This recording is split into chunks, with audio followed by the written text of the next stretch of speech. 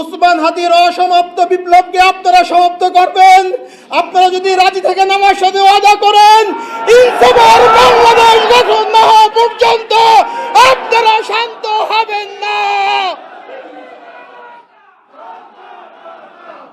উসমান হাদি শাহবাগে দাঁড়িয়ে বলতেন, এই শাহবাগ হাজার বছরের মুসলমানদের কাছ থেকে এই বঙ্গভূমির স্বাধীনতা কেড়ে নিয়েছে। এই শাহবাগে ফ্যাসিবাদের জন্ম হয়েছে। আমি এই শাহবাগ থেকেই ফ্যাসিবাদকে রুখে দেব। এই শাহবাগে বসে আমি নারায়ে তাকবীর স্লোগান দেব। যদি আপনারা হাদিকে ভালোবাসেন, হাদির হত্যার বিচার চান, ওই শাহবাগকে ফ্যাসিবাদ মুক্ত, ভারতীয় আধিপত্যবাদ মুক্ত কায়েম করতে হলে আপনাদেরকে আন্দোলন অব্যাহত রাখতে হবে।